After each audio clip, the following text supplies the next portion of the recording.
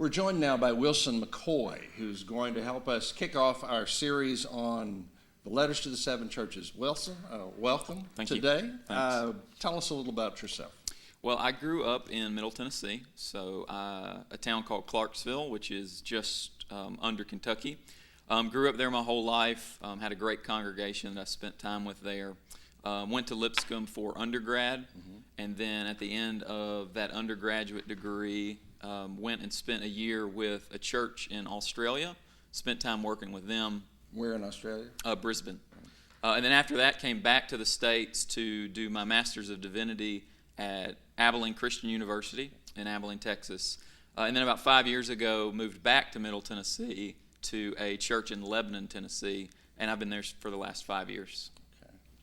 We're calling this our Young Preachers series, so that makes you a young preacher, I guess. And I'm always interested in the question, when did you first begin to hear the call of God to preach? I've always penned kind of the start of my call when I was about 15.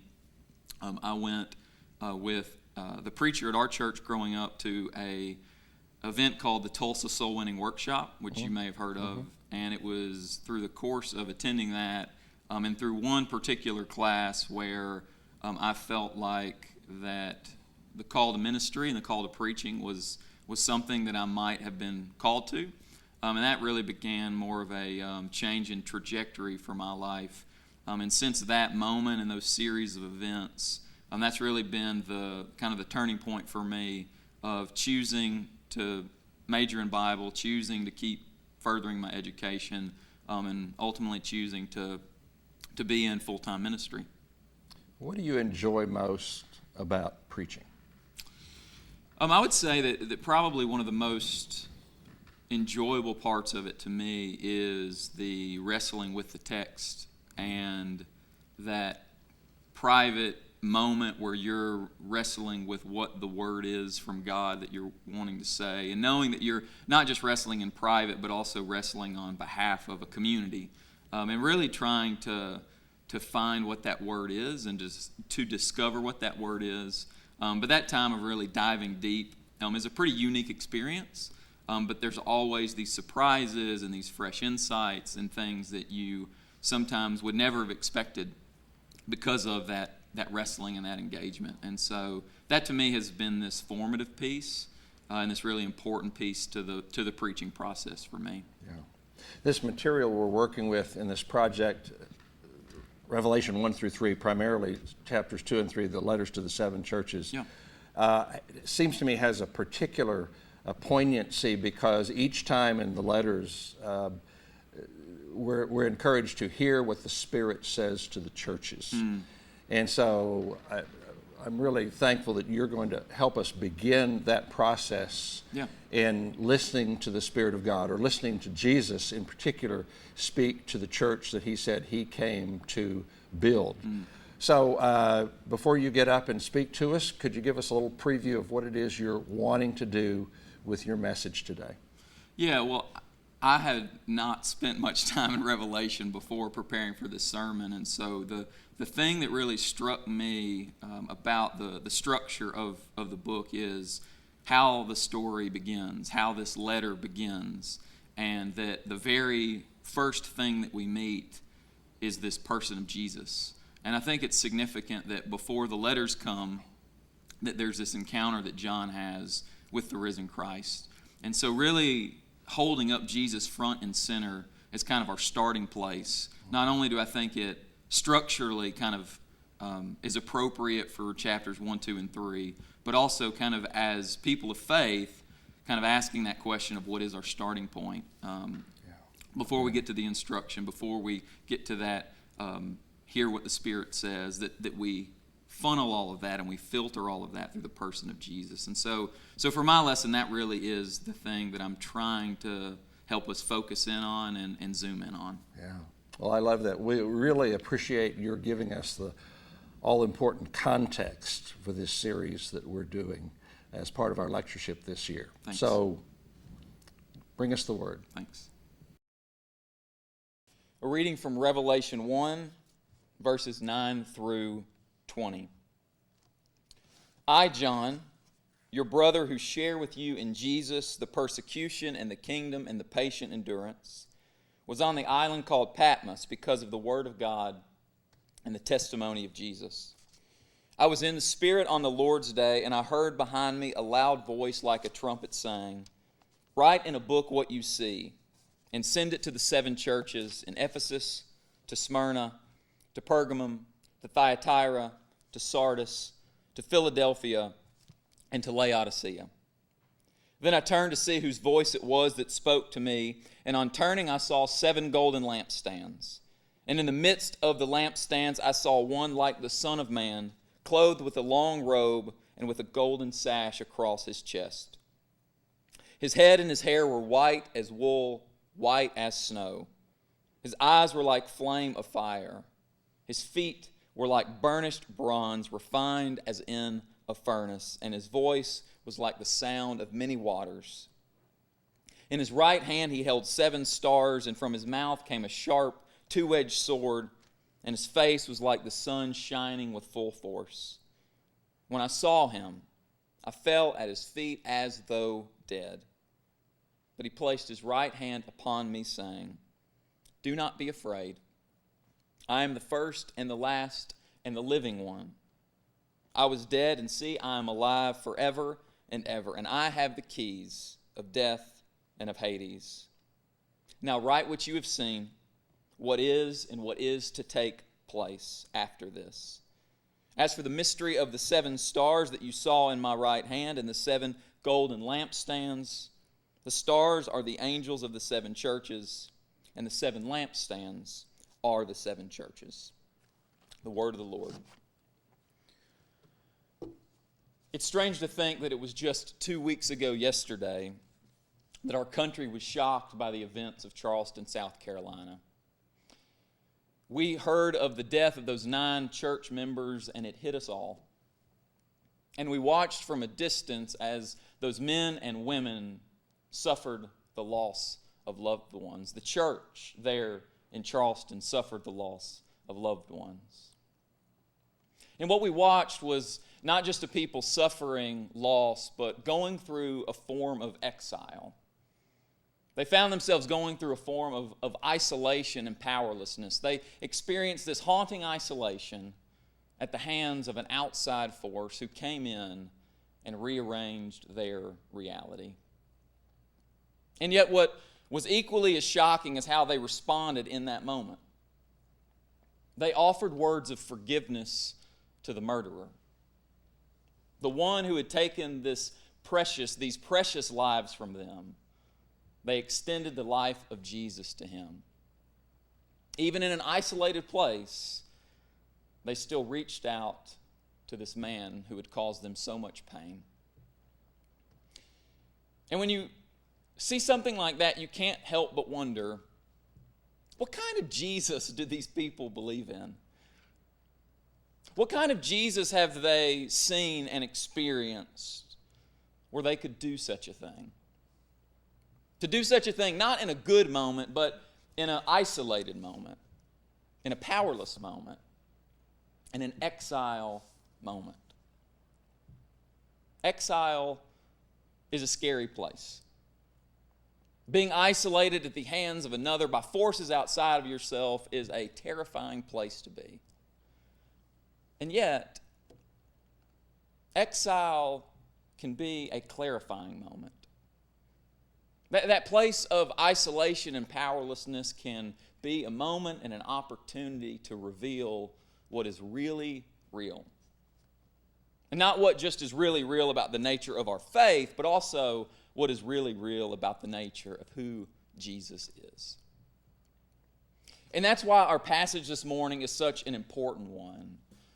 Because John finds himself in a moment of isolation, in a moment of exile, in a moment of powerlessness, the place called Patmos. And it's there that he is given, and we are given this vision of who Jesus really is. And in our text this morning, we see that the vision that we're given of who Jesus is a vision of the resurrected Lord.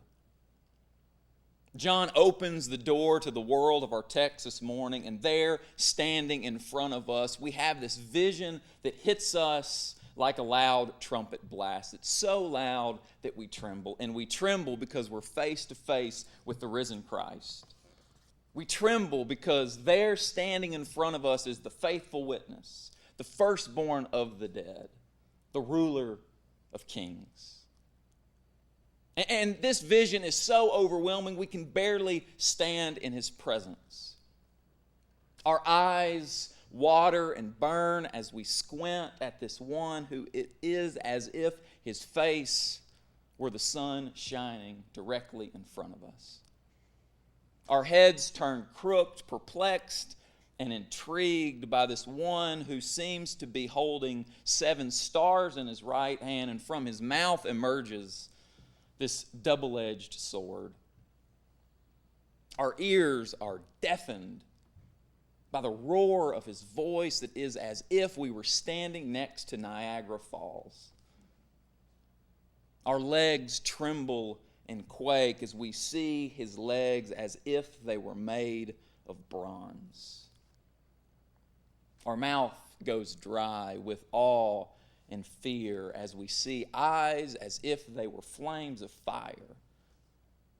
And we see him standing there with this golden sash draped across his chest. His face and his head and his hair white as wool. We stand face to face with this one who brings together heaven and earth. We stand face to face with this one who brings the past and the future into the present. We stand face to face with the one who is both the Son of Man and the Almighty One. And our jaws and our bodies drop. Because here in this vision we stand face to face with the risen Christ who is towering over us, who may terrify us, but who nevertheless is this gloriously risen Christ. This is the vision for John. And this is the vision for us as well. And it may be a vision for some of us that we want to have nothing to do with. Because for some of us, this vision of Jesus is one that disrupts us and disorients us, because this Jesus that we meet in the world of our text this morning is a Jesus who is very different from the world that we're used to and very different than the Jesus that we're used to. It was several years ago where that now famous NASCAR theologian Ricky Bobby uttered those famous prayerful words in the movie Talladega Nights. Dear 8-pound, 6-ounce, newborn infant Jesus. And as Brother Ricky was interrupted in his prayer, he went on to explain to his guests at the dinner table that night that it was the tiny Christmas Jesus whom he preferred to pray to.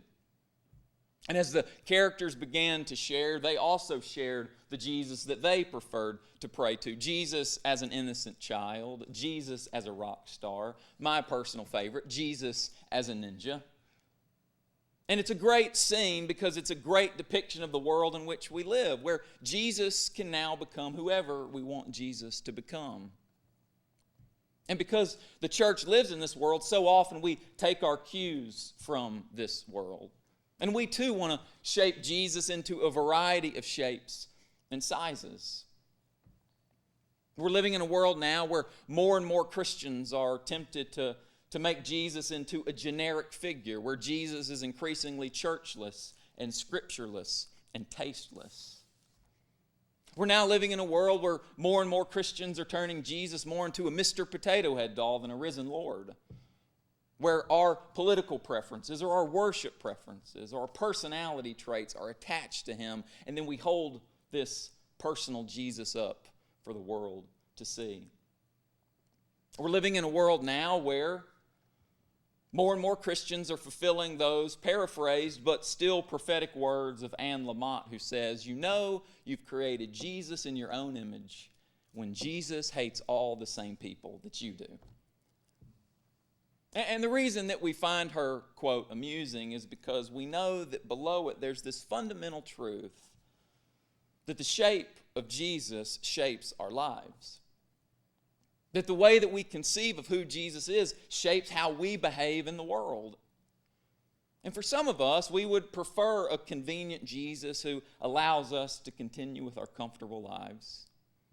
We would prefer to paint an image of Jesus that looks like us. We would prefer to give God an image of Jesus instead of God giving us an image of who Jesus is.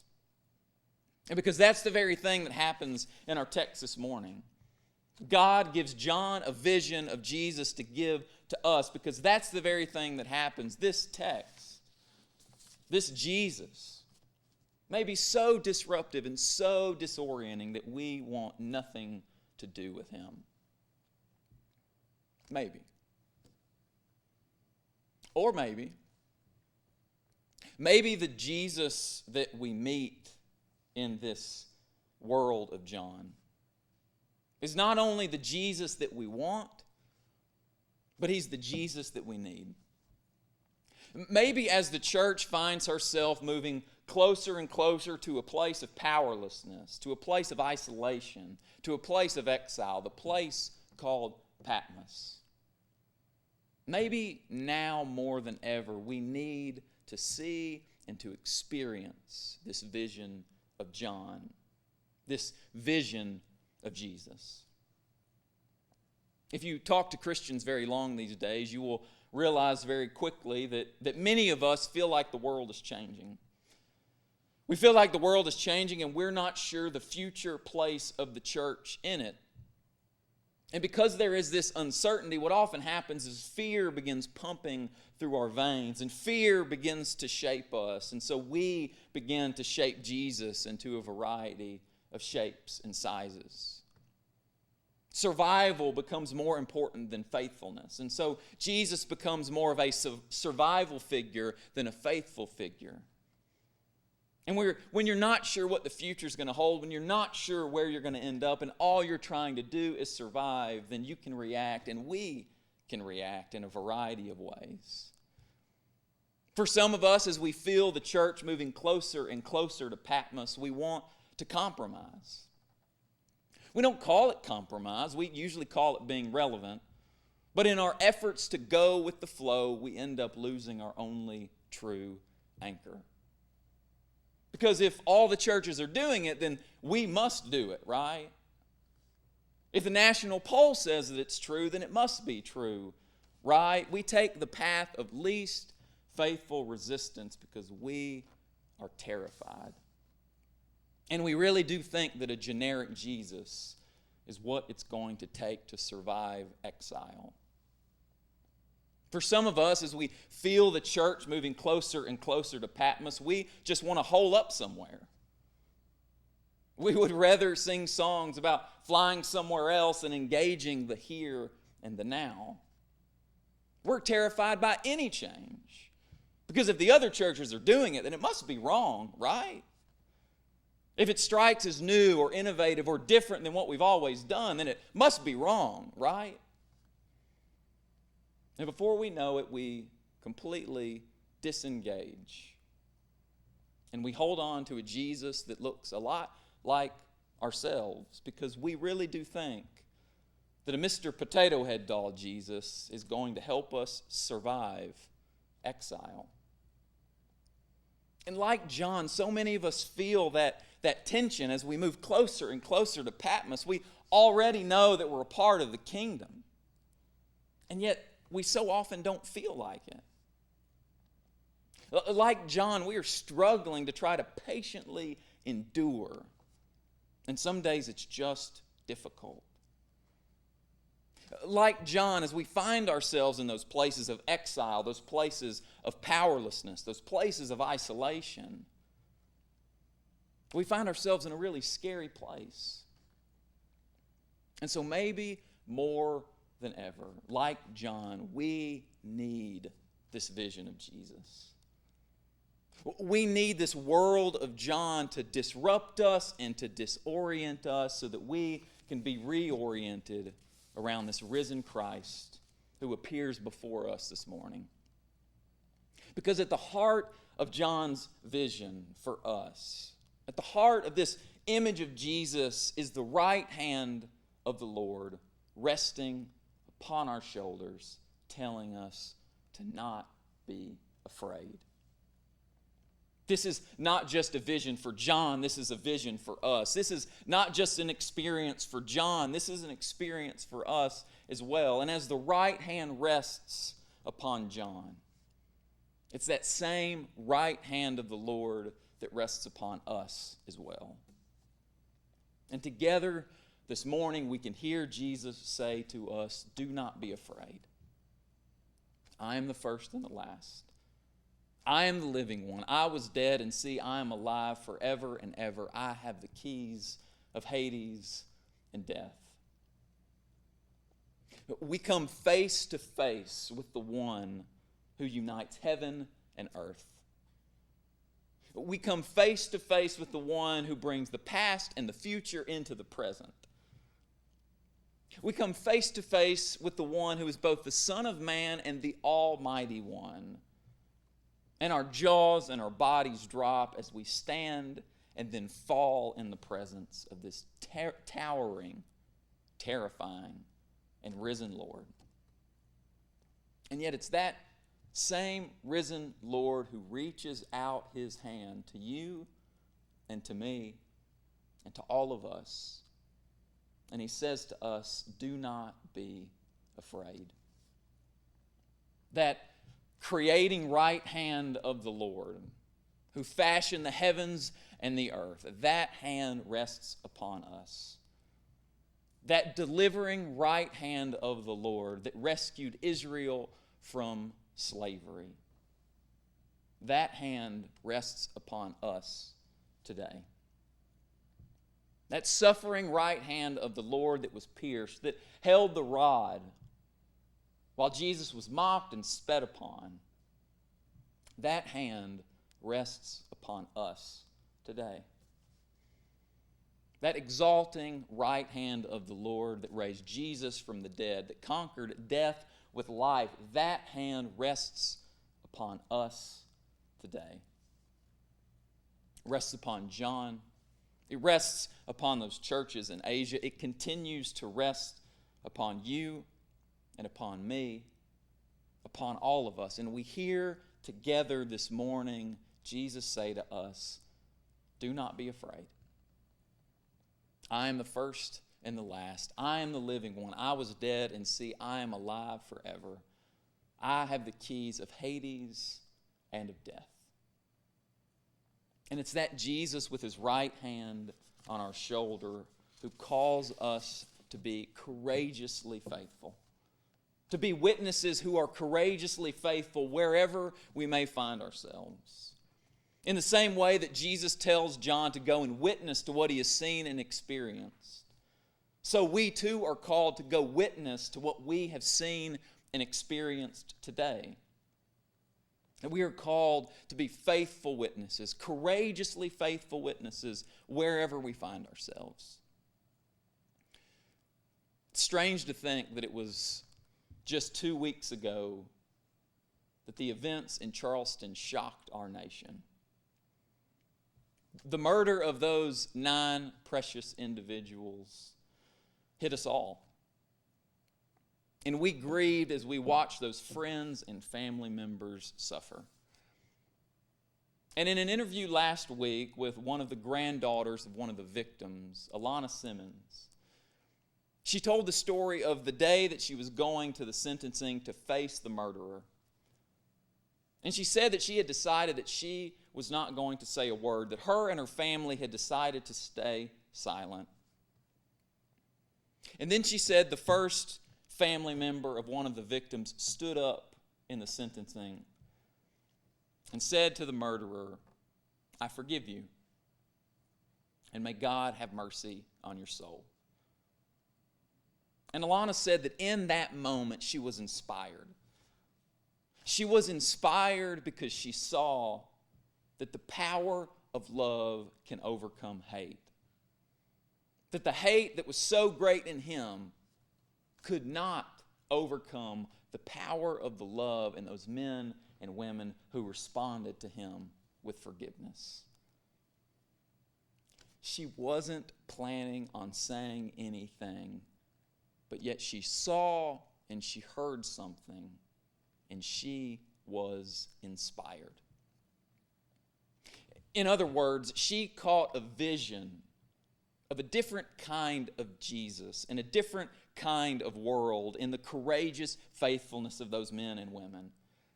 Even in her exile, in her place of isolation and powerlessness, she still saw that another reality was possible. That those men and women who witnessed to her that day gave her a snapshot, gave her a glimpse of who Jesus is. And Alana was disrupted and disoriented by the experience, and yet she was also reoriented to who Jesus really is. She was reoriented by these men and women who were willing to be courageously faithful, to speak words of forgiveness and love, even in the face of hate and evil. These are the kinds of people that we're called to be. Called to be courageous witnesses wherever we find ourselves, whether in isolation or in powerlessness or in exile, even in the place called Patmos. We can feel and see and experience this morning the right hand of the Lord resting upon you, resting upon me, resting upon all of us. And together this morning we hear him say to us, do not fear. I'm the first and the last. I was dead, and see, I am alive forever. I am the living one. I have the keys to Hades and death. Amen. Well, Wilson, that was strong, and I thank you for that. You ask us, and so appropriately, because I think it's what John the Apostle asks us to do, is to gaze into the glorious and incandescent face of the resurrected Jesus. And if that doesn't unsettle us, I don't know what would.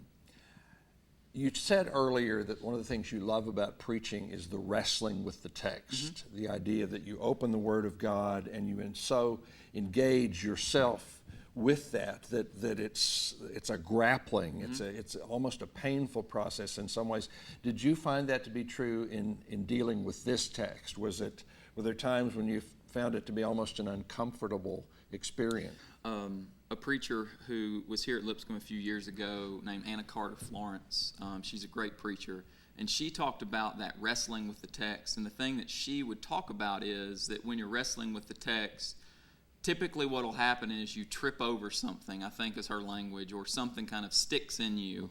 And she said, don't move past that experience too quickly. And so when I was wrestling with this text, the image that really captured me and kind of stuck in me that I tripped over was the right hand of the Lord is the right hand that holds those 7 stars, but it's also, the text says, it's that same right hand that reaches down to John and says, don't fear. And so I was really struck by this image of this all-powerful hand that holds the cosmos in his hands, and yet it's that same hand that touches John in this place of fear and vulnerability and weakness. And so that was kind of where I just kept going back to. That was this powerful image that stuck with me. And that was difficult because it made me wrestle with that really terrifying experience that John has, and to really try to embrace and fully experience what it was like for him to be face to face with his vision. And I think to be faithful to the text, that required me to kind of wrestle with those places of where am I afraid? Who is the Jesus that I'm encountering? And what is it about that strong right hand that still reaches down and touches us? And so, that was really the place that I kept wrestling with in this sermon. To borrow a word that's very popular in a lot of ways and places today, I think you really captured the awesome nature of Jesus. That is, on one hand, and I love what you did with the concept of the hand of Christ upon us, so powerful, so unsettling, and yet so healing and comforting and guiding. And so I thank you for giving us that directly out of God's Word. Yeah.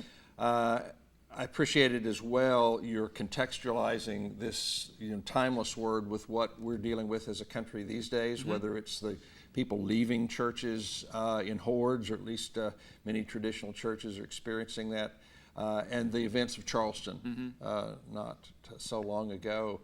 And that image of the woman forgiving. I remember, and I don't know if this is the same woman that you were talking about, but I remember thinking how she struggled, the woman I was watching on the evening news, struggled with those words, I forgive you. She was weeping, she was trembling, and I felt like this was almost like a birthing of something. It was so difficult for her, and yet that's where real forgiveness comes from. I think that sort of place of struggle and wrestling with God's will. Yeah, I think it's really powerful that when we see it, we're able to do it ourselves. But it takes people who are willing to move into that very vulnerable and courageous place. But there's something that instills courage in us. And what was amazing and powerful about that, the events that happened after that moment of forgiveness, was how many other people said, yes, that's it. That's the kind of people we want to be. That's the kind of Christianity that I believe in. That's the kind of Jesus I believe in. But it took someone who was willing to witness to it for people to see it and say, that's it. And so it's just been that was a powerful image for me. And for her to use the words, I was inspired, I just thought was really, really telling of what kind of moment and God moment it was. Yeah. It sounds like she experienced that as a gift of God to her in that moment. To do something that she, under her own power or out of her own personal demeanor, couldn't have done, except God or the Spirit of God empowered her to do that. Yeah. You talked about the church being in a Patmos place these days, and I think that's very provocative and evocative as maybe members of many churches feel more marginalized as they see more and more people saying we belong to that category of no affiliation or even no faith. As a church hears these words of Jesus and of John, what would that do to a church to take this vision of Christ, the resurrected Christ? What would that look like in the life and even the possible transformation of a community of believers look like? Just very practically speaking, what would you like those who are hearing us today to take from this text and import into their own Christian lives? Yeah, well, and I'll speak personally, again, because there was that personal engagement with the text. I think one of the things this text uncovered for me was how much of my faith that I do or that I don't do is really rooted in fear. And fear can make us do all kinds of crazy things, can make us do all kinds of irrational things, and sometimes it can make us do nothing at all. It can paralyze us. Right. And so I think one of the things I would like a church to really wrestle with is, where are those places of fear, and to name those places of fear, and to say we're afraid of this change, we're afraid of this thing, we're afraid of this thing. And that's okay. To admit it and to be honest about it, I think, is one of the first best practical things a person or a group of people can do, to say these things create fear in us. This is a kind of a terrifying kind of experience. But to not end there, to also see that there is this image of Jesus victorious over death that also motivates us, and that should also be the ultimate thing, not fear, but this faithful one that we see in Revelation.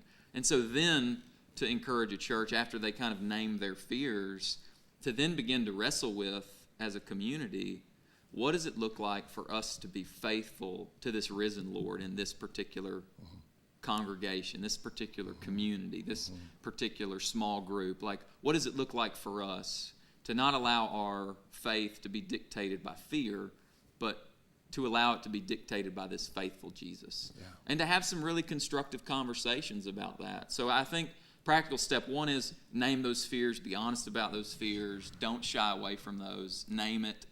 But then also to move to that constructive step of, so what is it going to look like for us to be faithful in this place? So I think those could be two things that that a church could wrestle with. Yeah, that's excellent.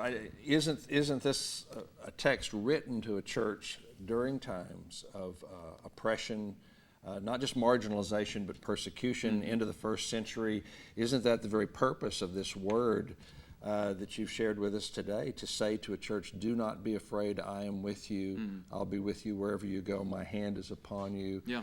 Wilson, thank you for giving to us a real word that Thanks. I think the church needs to hear from her Lord today. Thank you. Thank you, brother.